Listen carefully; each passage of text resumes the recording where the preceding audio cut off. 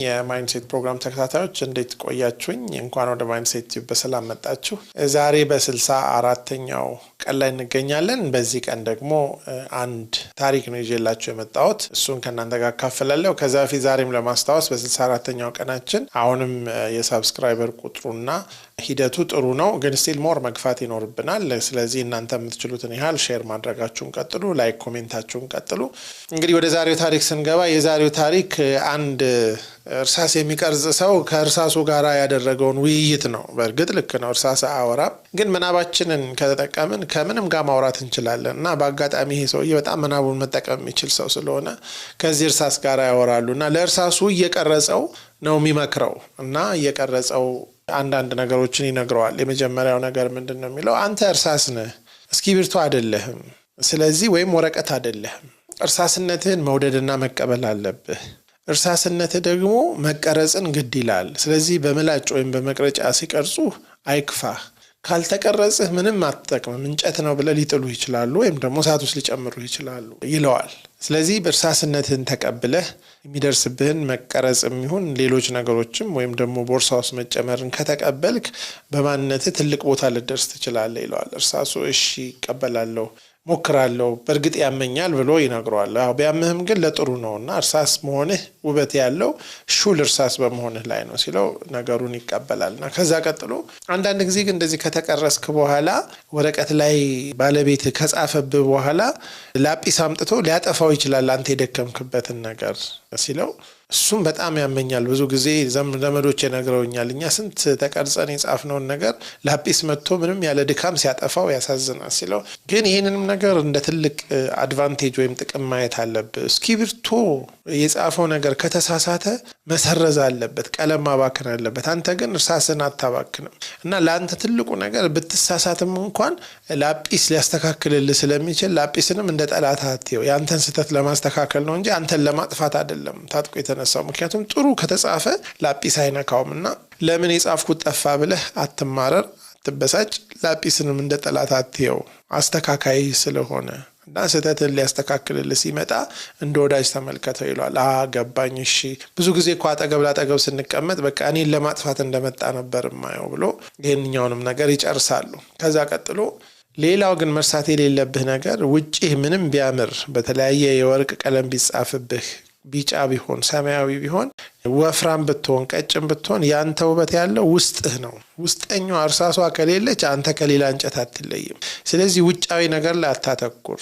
ብዙ ሌሎች ነገሮች በውጫዊ ውበታቸው ላይ ነው የሚመሰረቱት። ያንተ ግን ውበት ያለው እርሳሷ ላይ ስለሆነ እውነተኛ ውበትህንና አቅምህን እወቅ ሲለው፣ ብዙ ጊዜ እኮ ራሴን ከሌሎች ጋር አወዳድራለሁ። የውጭውን በእንጨት ተሰርቼ ሌሎቹ በብረት በወርቅ ሲሰሩ ይሰማኝ ነበር ሲል፣ ያንተ ውበት ያለው ውስጥህ ላይ ነው። አንተ ውስጥህ ያለውን እርሳስህን እንደ ውበት መሆኑን ተረዳ ብሎ ያስረዳዋል።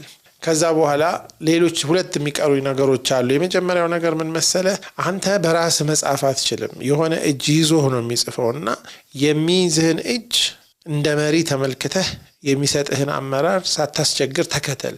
ምክንያቱም እሱ ያሰበውን ነገር የመጻፍ ችሎታ ነው እንጂ ያለህ አንተ የፈለግከውን ነገር የምትጽፈው ነገር የለም። ስለዚህ መሪህን አንደርስታንድ አድርገህ ወይም ተረድተህ ለሚሰጥህ መመሪያ እጅ ውስጥ ከገባህ በኋላ ሳታስቸግር የሚጽፈውን ነገር እንዲጽፍ አግዘው። ካስቸገርከው ወይ ዶልዱመህ ካስቸገርከው ወይም ደግሞ እየቆረቆር ካስቸገርከው ወይ ሰብርሃል ወይ ይጥልሃል፣ አይጠቀምብም። ስለዚህ ሁል ጊዜ የሚመራህን እጅ መከተልና ለሱ የሚመች መሆን አለብህ ሲለው፣ እሺ እሱንም ነገር ብሎ ራሱን እያንቀሳቀሰ እንደተረዳ፣ ታዲያ የመጨረሻው ምክር ምንድን ነው ሲለው፣ ይኸውልህ አንተ እንደ እስክሪብቶ ካለቅህ በኋላ ቀፎ የለህም፣ ወይም እንደ ወረቀት ካለቅህ በኋላ መደርደሪያ ላይ አትደረግም። እርሳስነትህ ሲያልቅ ትጠፋለህ፣ ተቀርጸ ታልቃለህ። ስለዚህ ይሄ በጣም ልብህን ሊያሳምመው ሊያሳዝን ይችላል እና ያንተ እርሳስነት ወረቀቱ ላይ እንደሚቀርና የጻፍከው ነገር ለረጅም ጊዜ ከቦታ ቦታ ብዙ ሰዎችን ሊደርስ ስለሚችል ያንተ ትሩፋት ወይም ሌጋሲ ያለው ወረቀቱ ላይ መሆኑን አውቀህ ራስህን እንዳጠፋ ለማድረግ ከሞከርክ መጻፍ ታቆማለህ። ስለዚህ እስክታልቅ ድረስ መጻፍ ክብርህ ነው እንጂ ያንተ መጥፊያ እንዳልሆነ በማሰብ ያንተ ትሩፋት ሌጋሲ ወረቀት ላይ እንደሚቀር በማሰብ ይሄንንም ተረዳ ብሎ ይመክረዋል ማለት ነው። ከዛ በኋላ ከተቀረጸ በኋላ በሰላም ተለያይተው ወደሚጽፈበት እጅ ገባ ይባላል ማለት ነው።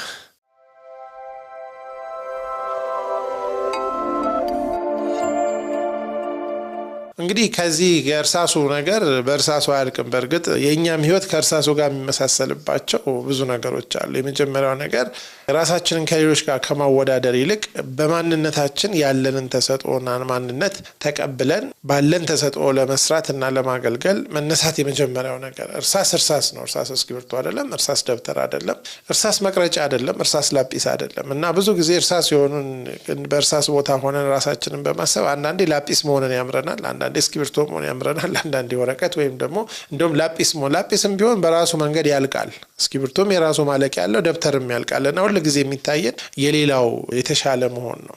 ለምሳሌ ደብተር ሊያስቀናን ይችላል አይቀረጽም ብለን፣ ነገር ግን ያ ሁሉ ሹል እርሳስና እስክሪብቶ ደብተር ላይ ነው የሚያርፈው። እርሳስን በሹል እንደዛ የሚወጋው የለም። ሁለተኛው ነገር ደግሞ ምንድነው? ስህተት የመጨረሻ አይደለም። ስህተታችን ሊታረም የሚችል መሆኑን ግን ስህተታችን የሚያርሙን ሰዎች ሊያጠፉን እንደመጡ ማሰብ የለብንም። ስህተቱን ሲያርሙልን በጸጋ መቀበል አለብን። በዛ መንገድ ብቻ ነው የተሻለ መሆን የምንችለው ማለት ነው። ከዛ ቀጥሎ እውነተኛ ውበታችንና እውነተኛ አቅማችን ማንነታችን ያለው በማይታይ ስፍራ ውስጣችን መሆኑን በመረዳት በውጫዊ ማንነት ላይ ሌሎችንም መገመት ራሳችንም ደግሞ በዛ ዋጋ መስጠትና ዋጋ ማሳጣት እንደማይገባን የሚያሳየን ይመስለኛል። ሌላው እንግዲህ እርሳስ በሰው እጅ ተይዞ እንደሚጽፍ አንዳንድ ጊዜ እኛ ለመመራት ፈቃደኞች መሆን አለብን። ጋይደብል መሆን ፎሎወርሺፕ ወይም ተከታይነት የበታችነት አይደለም። ከኛ የቀደሙ ሰዎች ከኛ የበላይ የሆኑ ሰዎች ሲመሩን በቀላሉ የምንመራ በመሆን ወደፊት ደግሞ መሪ በምንሆንበት ጊዜ ሌሎች እንዴት እንደምንመራ እናውቃለንና ይሄ የተከታይነትን ልቦና ታዛዥነትን ማወቅ አለብን ማለት ነው።